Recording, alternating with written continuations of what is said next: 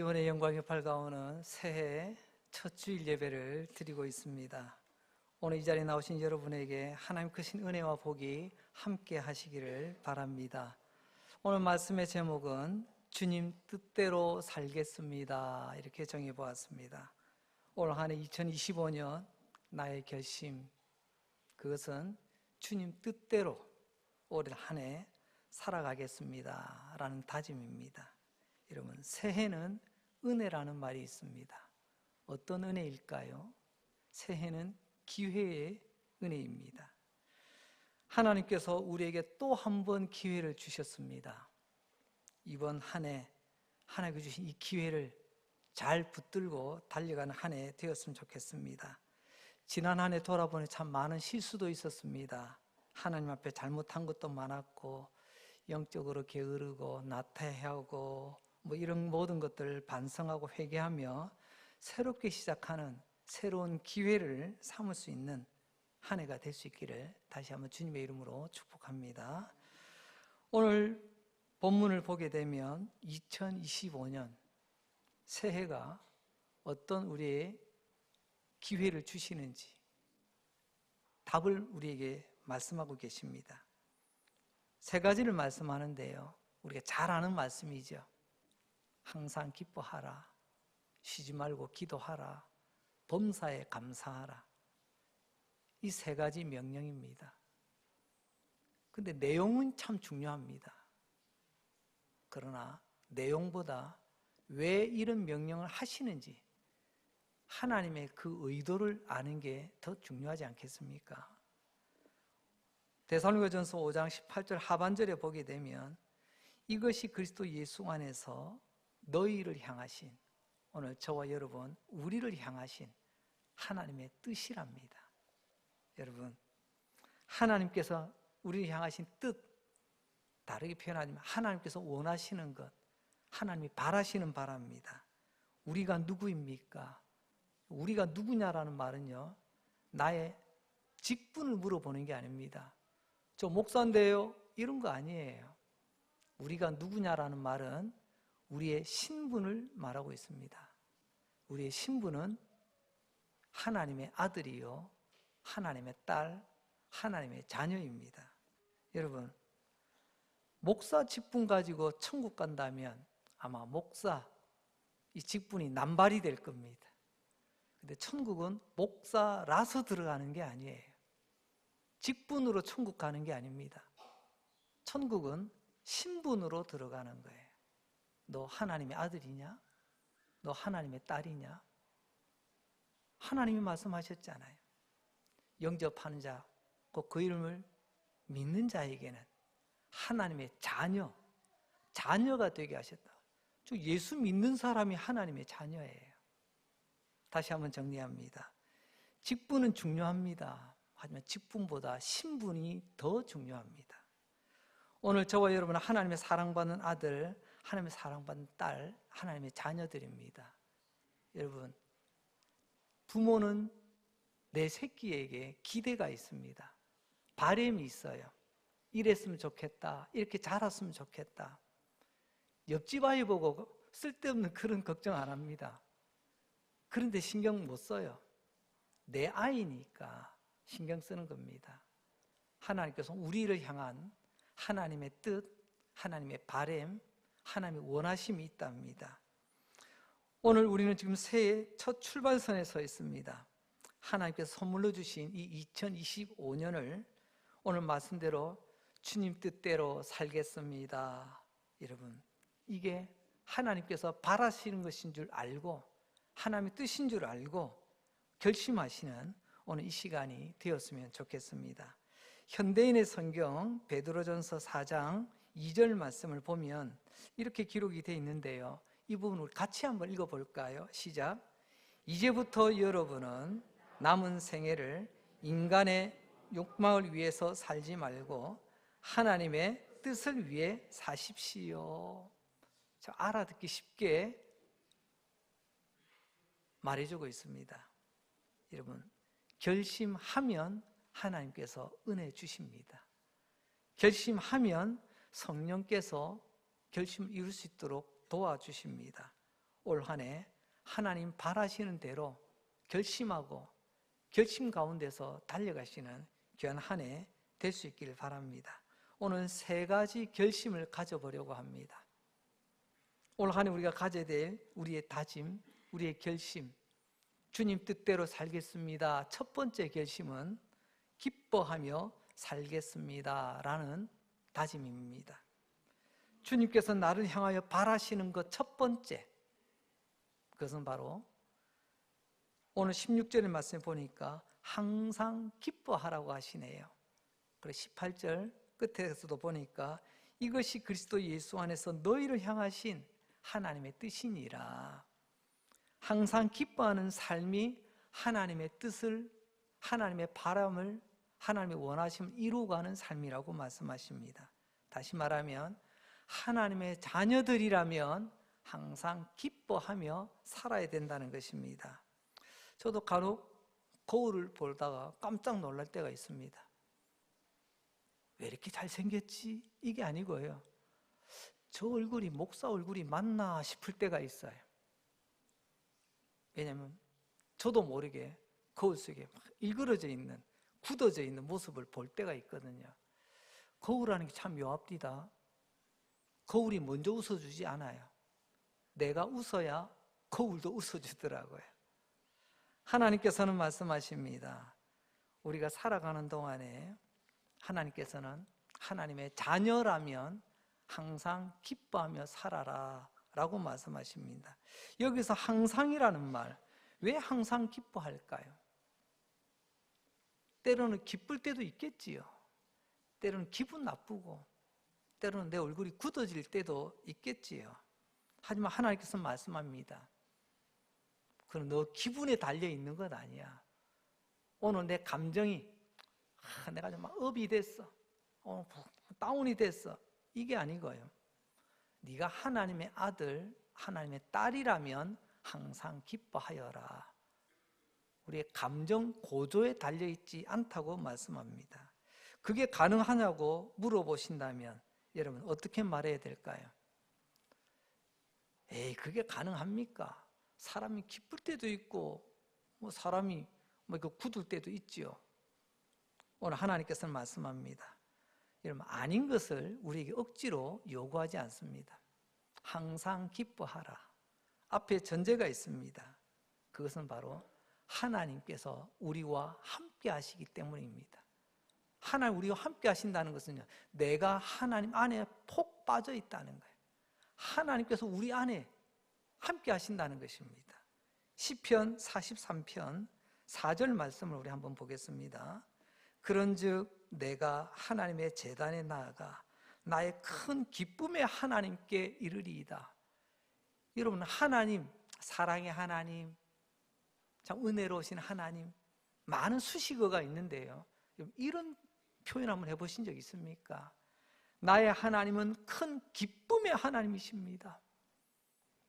하나님은 가장 큰 기쁨의 하나님이라고 고백했던 시편 성도가 있습니다. 여러분, 그렇습니다. 하나님은 우리의 최고의 기쁨이 되시고 그 하나님은 우리 안에 나와 함께 하신다고 약속하고 계십니다. 빌립보서 4장 4절 말씀 또 한번 같이 한번 읽어볼까요? 시작. 주 안에서 항상 기뻐하라. 내가 다시 말하노니 기뻐하라. 좀 전에 오늘 우리 본문에서는 항상 기뻐하라, 조금 앞뒤가 없어요. 대책 없는 말씀 같았어요. 그런데 빌립보서를 보니까요, 그냥 항상 기뻐하는 게 아니고요, 주 안에서 항상 기뻐하라고 말씀하고 계십니다. 바울이 항상 기뻐할 수 있었고 기뻐하라고 권면할 수 있었던 이유는요, 나는 속이 없는 사람이야, 나는 원래 항상 긍정적이거든, 항상 나는 감정이 업이 돼 있거든, 이게 아니었어요. 주 안에 있으므로, 내가 주 안에 있음을 내가 확신함으로 나는 항상 기뻐할 수 있노라. 그러니 너희도 항상 기뻐하라. 너희는 나를 본받으라. 바울은 그렇게 우리에게 권면하고 있는 것입니다. 성도 여러분, 이 시간 주님의 이름으로 다시 한번 축복합니다. 올 2025년도 이 한 해 동안 나의 다짐, 나의 결심, 주님 뜻대로, 주님 바라시는 대로 제가 한번 살아보겠습니다. 이 결심과 함께 달려가는데 첫 번째, 항상 기뻐하며 살겠습니다. 이 결심으로 달려갈 수 있길 바랍니다. 두 번째, 우리가 가져야 될 결심은 기도하며 살겠습니다 라는 결심입니다. 17절입니다. 오늘 본문. 쉬지 말고 기도하라. 그리고 18절 끝에서는 또 뭐라고 말하죠? 이것이 그리스도 예수 안에서 너희를 향하신 하나님의 뜻이니라. 쉬지 않고 기도하는 것도 우리 아버지께서 바라시는 거래요. 우리 아버지가 우리에게 원하시는 바랍니다. 여러분, 쉬지 않고 기도한다. 이 말은 여러분들이 올해는 특별히 새벽기도 빠짐없이 나오세요, 새벽기도 독촉하는 표현이 아닙니다. 쉬지 말고 기도하라는 것은 주님의 자녀라면, 하나님의 자녀라면 당연히 기도하게 되는데, 항상 기뻐하듯이 쉬지 않고 기도하는 것도 하나님께서 원하신다는 거죠. 그럼 여기서 쉬지 않고 라는 말은 끊임없이 24시간 밥도 안 먹고 일도 안 하고 공부도 안 하고 그냥 무릎 꿇고 기도만 해야 되는가, 그런 어거지 표현이 아니라는 거 잘 아시지요? 여기서 쉬지 말고 기도하라는 말은 앞서 항상 기뻐하라, 이것과 뜻이 통하는 말입니다. 즉 항상 기뻐하는 것과 쉬지 말고 기도하는 것, 공통점이 있어요. 그것은 무엇입니까? 항상 주님 안에 있을 때 기뻐할 수 있듯이 항상 하나님을 기억하고 의식하며 살라는 것입니다. 여러분 언제 기도하십니까? 언제 기도하세요? 대체로 보면요, 기도 제목 있을 때 기도하더라고요. 반대로 특별한 기도 제목 없으면요, 뭐 아쉬울 것도 없으면 굳이 기도 잘 안 하십니다. 부끄럽습니다. 목사님 저도 그런 경우가 참 많습니다. 죄송합니다. 기도 제목이 생겼을 때 우리는 기도합니다. 한편으로 보면 그 정도만 해도 기특한 거예요. 아, 기도 제목이 생겼다, 기도해야 되겠구나. 그렇게 해서라도 잠시 분주하던 발걸음 멈추고 하나님 앞에 기도하며 하나님의 뜻을 구하는 것. 그런데 기도해야 될 때라는 것을 하나님께서 알려주시는데, 사인을 보내주시는데도 기도하지 않고 그냥 난 내 식대로 간다. 참 위험하죠. 여러분, 쉬지 말고 기도하라라고 하는 것은 항상 하나님 앞에 머물라는 말과도 똑같은 말씀입니다. 여러분은 언제 기도줄을 놔버렸습니까? 항상 기도하라고 하셨는데 기도의 본질을 우리가 깜빡했을 때 우리는 기도줄을 놓치게 됩니다. 두 가지 기도의 본질을 잠시 한번 살펴봅니다. 첫째, 기도는 응답 받기 위해서 하는 게 아니라 하나님과의 깊은 사귐을 위해서 하는 거라는 겁니다. 기도는 우리 하나님 축복의 자판기 아니에요. 기도라는 동전 탁 넣으면 밑으로 또르륵 하면서 여러분 내가 원하는 것이 나오는 것처럼 그것만 위해서 하는 기도, 하나님은 그런 기도 원하지 않습니다. 하나님과 깊이 사귀는 기도를 하나님은 원하십니다. 우리 예수님 뭐가 그리 아쉬우셨을까요? 뭐가 그리 부족하셨을까요? 그런데 왜 매일, 그것도 새벽마다 한적한 곳을 찾아 기도했을까요? 아버지 이것 주세요, 저것 주세요. 자꾸만 지금 자판기 버튼 누르기 위해서 기도하신 게 아니라 성자 하나님은 성부 하나님과의 교제를 위해서 방해받지 않는 시간, 방해받지 않는 그 장소에서 깊은 교제를 나누셨던 것 우리 잘 아시잖아요. 우리 예수 믿는다 하면서 때는 예수 닮기 원한다고 하는데 근데 꼭 이런 부분은 빠지더라고요. 예수 닮기 원하신다. 그럼 예수님 기도하시는데 필요할 때만 기도하신 것이 아니라 항상 성부 하나님과 교제하시기 위해서 기도하셨던 것을 잊지 마시기 바랍니다. 여러분, 기도에서 응답받는 것도 복이죠. 하지만 그게 전부 다가 아닙니다. 진짜 복은 기도한다는 그 자체가 복입니다. 왜요? 하나님 앞에 머무는 시간이거든요. 내가 하나님을 지금 의식하며 하나님 앞에 머무는 것, 하나님께 가까이 가는 것, 그 자체가 복이라는 것을 꼭 기억할 수 있길 바랍니다. 두 번째 기도의 본질은 왜 우리가 쉬지 말고 기도해야 되는가? 그것은 물론 내가 말하는 것도 기도입니다. 내가 구해야 되잖아요. 너희는 구하라. 주님도 말씀하셨어요. 내가 신음한 소리든지 내가 부르짖는 소리든지 내가 내뱉어야 됩니다. 그러나 여러분, 내가 말하고 끝나는 것이 기도가 다가 아니라 하나님이 하시는 말씀도 들어야 제대로 되는 기도입니다. 우리 흔히들 그런 말이 있습니다. 참 우리가 얼마나 기도에 열심히 있습니까? 기도 열심히 했습니다. 주여 부르짖으면서 간절히 기도했는데 하나님께 기도하시고 그래 알았다.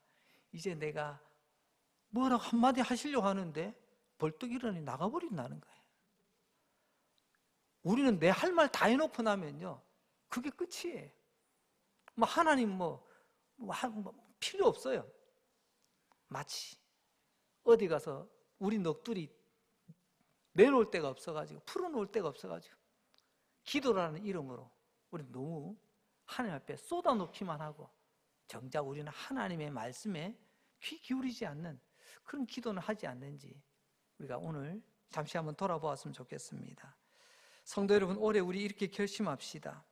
2025년 이 한 해 동안 하나님, 저는 쉬지 않고 기도하겠습니다. 첫째는 하나님을 늘 의식하며 살아가겠습니다. 둘째는요, 나만 쫑알쫑알하고 내 할 말만 다 하고 끝나는 기도가 아니라 내가 구하였듯이 하나님께 또 뭐라고 말씀하신지 조용히 묵상하는 기도, 올 한 해 이렇게 기도하며 달려가겠습니다. 결심하시는 저 여러분 될 수 있길 바랍니다. 세 번째로는 나의 다짐, 나의 결심, 그것은 바로 감사하며 살겠습니다 라는 결심입니다. 18절 범사에 감사하라. 이것이 그리스도 예수 안에서 너희를 향하신 하나님의 뜻이니라. 출애굽기라고 하는 성경이 있습니다. 그 성경을 보게 되면 이스라엘 백성들이 구원 얻은 이야기예요. 출애굽이란 말 자체가 구원 아닙니까? 얼마나 위대한 은혜, 놀라운 은혜입니까? 여러분, 이런 은혜를 많이 받으면 우리는 생각할 때 참 은혜 많이 받은 사람은 날마다 감사하며 살겠다. 오늘 아침에 기적을 경험하면 오늘 하루 감사하며 살겠다. 그렇게 생각이 듭니다. 근데 출애굽 이야기를 보면요, 현실은 그렇지 않아요. 그 놀라운 은혜, 위대한 은혜를 눈으로 보고 몸으로 경험하고 아침마다 만나의 기적을 경험하고 목이 마르다 하면 바위를 쪼개서라도 물을 내시는 하나님, 고기 먹고 싶다고 하면 그야말로 고기가 이빨 사이 끼어가지고 아이고 이제 그만할 정도로 그렇게까지 먹이시는 하나님. 그런데 이스라엘, 그들의 광야 생활이 40년인데요 하나님 그 이스라엘 광야 40년을 요약해 보니까 딱 4글자로 요약이 되더라고요. 아마 많이 들어보셨을 겁니다. 이스라엘 출애굽 40년 하나님의 결과 어떻게 됐을까요? 너희는 원불교인이더라. 제가 타 종교를 비방하려고 하는 말이 아닙니다. 하나님의 은혜로 기적을 맛보며 살았는데 첫째, 늘 원망이 입에 달렸어요. 원망. 그리고요, 불평이 떠나지 않아요. 그리고는요, 자기들이 제일 잘났대 교만을 떱니다. 그리고 마지막에는요, 인색하기 그지없어요. 원망이 무엇입니까? 나는 책임 없다는 겁니다. 남 탓하는 게 원망입니다. 그래서 어떻습니까? 잘 되면 내 탓이고 안 되면 남 탓인데 조상 탓하다가 출애굽 보세요. 하나님 탓합니다. 탓하는 것. 그리고 불평이 뭐예요? 감사가 없는 거예요. 당연하답니다. 부모님 나 놔뒀으면 먹여주는 거 당연하지. 입혀주고 길러주는 거 당연하지. 부모님께 감사가 없어요. 지금 우리 사회가 어떤 사회입니까? 광야시대 출애굽 이스라엘만이 아니고요. 우리 장로님도 조금 전에 기도하셨습니다만은 우리 사회의 가장 어렵고 어려운 핵심 이유를 목사인 저는요, 출애굽 이스라엘이나 지금 우리나 똑같은 도찐 개찐이라는 거예요. 무슨 말이냐? 다 남 탓하기 바빠요. 누구 하나 책임진다는 사람 없습니다. 저 위로부터 하다못해 우리 일반인들까지도요. 그리고 감사가 없습니다. 당연하답니다. 내 권리밖에 없어요. 감사의 고백이 없어요. 그리고 세상에 요즘 어디 가서 말도 제대로 못하겠더라고요. 다 자기가 똑똑하답니다. 자기가 제일 달랐대요. 그리고 뭐 좀 하자면요, 나라 일 하자면요, 내 세금 낼 수는 없답니다. 세금은 내기 싫고 다 나라 돈으로 하고 싶대요. 이게 가만히 묶어보니까요, 우리가 점점점 원불교인이 되어가는 것 같아요. 원망과 불평과 교만과 인색하기 짝이 없는. 오늘 하나님 말씀합니다. 여러분, 출애굽 백성들, 그들을 보면서 우리는 깨닫는 것이 있죠. 반면교사. 우리는 저러지 말아야지, 나는 저러지 말아야지. 그러면요, 원망하지 말고 어떻게 해요? 내 탓입니다, 제 책임입니다. 불평하지 말고 이것도 감사합니다. 교만하지 말고 겸손하게, 인색하게, 내 것은 아깝고 다른 사람 거 공적인 걸로만, 그게 아니라 내가 먼저 헌신하겠습니다. 이게 지금 회복되어져 가는 모습 아니겠습니까?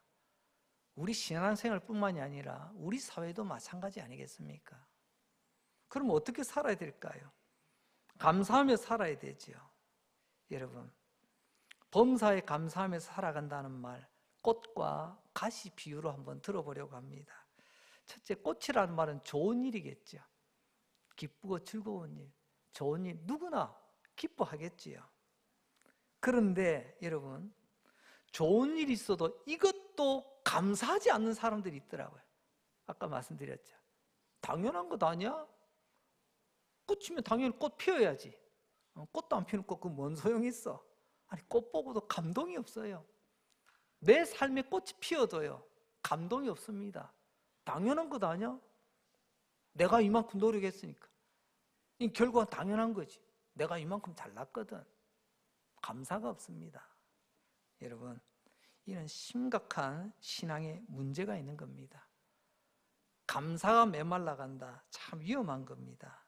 여러분, 두 번째로는 가시가 있습니다. 때로는 내가 원치 않은 고난과 역경, 시련과 고통과 눈물이 따를 때가 있겠지요. 여러분, 그때도 감사하기를 하나님 아버지는 바라고 계십니다. 그게 하나님의 뜻이래요. 근데 어떻게 하면 좋을까요? 그게 쉽지가 않거든요. 솔직히 목사인 저도 쉽지 않습니다. 힘들고 어려울 때 그걸 감사한다고요? 쉽지가 않아요. 근데 어떻게 하면 가능할까요? 정답은 여러분, 범사 앞에 하나만 더 붙여놓으면 됩니다. 아까 말씀드렸죠. 기뻐하되 어떻게 하라고요? 주 안에서 기뻐하라고 했잖아요. 범사에 감사라, 그것도 앞에 뭐가 하나 붙어야 됩니다. 그게 뭘까요? 믿음으로 감사하라는 것입니다. 믿음을 붙이면 모든 게 감사로 바뀔 수 있습니다. 근데 믿음이 빠지면요, 감사도 감사로 안 보입니다. 여러분, 어떤 믿음이 필요합니까? 우리에게는 네 가지 믿음이 필요합니다. 첫째는 지금 이 일이 하나님의 주권 안에서 일어난 일이라고 믿는 믿음입니다. 내 계획대로, 내 생각대로, 내가 원하는 대로 되어서 믿는 게 아니고요, 때로 내가 이해되지 않는, 내가 납득이 되지 않는 일이라 할지라도, 그러나 하나님의 주권 아래 이루어지는 일들인 것을 받아들이는 거예요. 그러면 그것도 감사가 됩니다. 두 번째로는 그 일과 상관없이 하나님은 나를 사랑하신다는 믿음입니다. 내가 잘하면 하나님께서 나를 사랑해주고, 내가 잘나면 사랑해주고, 내가 못나고 내가 부족하면 넌 안 돼 하는 것이 아니라 한결같이 우리를 사랑하신다는 것을 믿는 것입니다. 세 번째로는요, 그리고 이 모든 것이 지금 나를 불편하게 하고 때로는 눈물 나게 하고 또는 억울하고 서럽기도 하지만 결국에는 이 모든 것이 합력하여 선을 이루신다, 모든 것 유익하게 하신다는 믿음을 가지는 것입니다. 그때 우리는 감사가 됩니다. 하나님, 이것도 결국엔 하나님 유익하게 하실 거죠? 그러면 감사가 되는 거예요. 그리고 마지막으로 네 번째로는 하나님은 언제나 나와 함께 하신다는 믿음을 가지는 것입니다. 이 네 가지 믿음만 있다면 우리는 모든 일, 즉 범사에 우리는 감사하며 살아갈 수가 있게 되는 것입니다. 어떤 신앙생활 열심히 하는 분이 계셨는데, 교회 열심히 다니고 신앙생활 잘하는 것을 아시는 그 이웃이 물어봅니다. 당신은 지금 행복해요? 행복해요? 자꾸 행복하냐고 물어봅니다. 여러분 어떻습니까? 신앙생활 잘하면 행복합니까? 행복해야 되나요? 오늘 우리는 여기서 중요한 질문을 던지게 됩니다. 여러분, 행복은 우리에게 필요합니다. 모두가 바라는 바예요. 그러나 여러분, 신앙의 기준이 행복에 있다면 어떻게 되나요? 행복이 아니면 내 신앙마저 무너지는데요. 그렇습니다. 신앙의 기준은 행복이 아니라 신앙의 기준은 감사가 될 때 건강한 믿음이 됩니다. 행복은 다분히 개인적이고 주관적이고 감성적인 이런 요소가 굉장히 많이 좌우됩니다. 때는 우리 감정 상태도 때는 오르락 내리락 할 때가 있잖아요. 이게 너무 심하면 막 조울이라고 하지만, 여러분, 내가 기분이 좀 막 방방 뜰 때에는 내가 행복해, 나 신앙생활 잘하고 있어. 근데 내 마음이 착 가라앉습니다. 내가 막 힘들고 어렵습니다. 그러면요, 내 신앙이 바닥인가 봐. 이게 소위 말하는 감정 따라 신앙생활 하는 겁니다. 우리에게는 감정이 있지만 여러분, 신앙생활 하실 때 제발 기분대로 하지 마시기 바랍니다. 기분 좋게 하시면 더더욱 좋겠지만 기분 나빠도 바르게 신앙생활 하시기 바랍니다. 그게 뭐냐면요, 신앙의 기준을 행복에, 신앙의 기준을 내 감정에 두는 게 아니라 신앙의 기준을 감사의 기준에다 둬보세요. 나는 무엇까지, 어디까지 나는 감사할 수 있는가? 결국에 신앙은요, 감사로 측정이 되는 것입니다. 하나님 앞에 섰을 때 아마 물어보시겠어요. 너는 얼마나 행복하게 살다 왔냐? 이렇게 물어보실까요? 세상은 항상 그것만 물어봐요. 너 행복하냐고. 하나님은 그렇지 않습니다. 오늘 보세요. 범사에 감사하라. 이게 하나님의 뜻이다. 너는 어디까지 감사했니? 무엇까지 감사했니? 어떤 처지에서까지 감사했니? 하나님은 그걸 물어보시거든요. 우리는 이걸 신앙이라고 말해야 되지 않을까요? 올 한 해 저와 여러분 이런 기준으로 달려갈 수 있길 바랍니다. 말씀을 정리합니다. 지금까지 저는 우리를 향하신 하나님의 바라심, 하나님의 원하심, 뜻이 무엇인가를 잠시 말씀드렸습니다. 하나님께서는 우리를 향하여 바라는 게 있답니다. 왜냐고요? 하나님의 아들, 하나님의 딸이니까, 내 자식이니까 하나님 기대가 있다는 거예요. 근데 명심하십시다. 우리가 하나님 바라심대로 살려고 하면 꼭 반대하고 안 돼 하고 외치는 누군가가 있습니다. 그게 마귀예요. 하나님이 우리에게 바라십니다. 항상 기뻐하라. 마귀는 그러면 안 돼. 우린 이것을 영적 전쟁이라고 합니다. 하나님은 쉬지 말고 기도해 라고 말하는데 마귀는 속삭입니다. 안 해도 돼. 이게 영적 전쟁입니다. 하나님은 범사에 행복이 기준이 아니라 감사가 기준이 되어야 돼 라고 말하는데 마귀는 자꾸만 아니야, 네가 행복한 게 전부 다야 라고 우리를 꼬드깁니다. 잘 이겨내시기 바랍니다. 새해는 어떻게 하든지 여러분들이 결심하신 대로 하나님께서 바라시는, 하나님이 원하시는 하나님의 뜻을 이루어 가시는 귀한 한 해 되시길 바랍니다. 이게 왜 중요하냐면 현대인의 성경으로 요한일서 2장 17절 말씀을 보면 잘 알 수가 있습니다. 자, 이 부분도 우리 같이 한번 읽어봅시다. 시작. 이 세상에 그것이 대한 욕망도 다 지나가지만 하나님의 뜻을 행하는 사람은 영원히 삽니다. 하나님의 뜻을 행하는 사람, 오늘 주제, 하나님 바라시는 대로, 하나님 원하시는 대로 사는 사람은 영원히 삽니다. 이게 영생이에요. 예수 믿는 사람은 영생의 약속을 주셨다. 그냥 뚝 던져주는 게 아니에요. 예수 믿는 사람은 그 믿음 가운데서 하나님 원하시는 대로 항상 기뻐하며 쉬지 않고 기도하며 범사에 감사하며 살아가기 때문에 하나님께서는 그의 삶을 영원한 삶으로 이어가게 하신다는 것입니다. 여러분, 철로 역정이라는 책 잘 아시죠?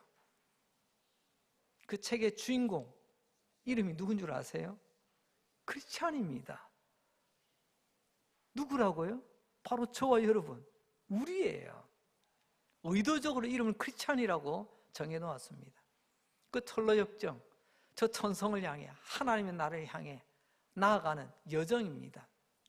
그 여정, 수많은 여정 가운데 가장 중요한 부분이 뭐냐면요, 그때마다 이 크리스찬이 결심한다는 것입니다.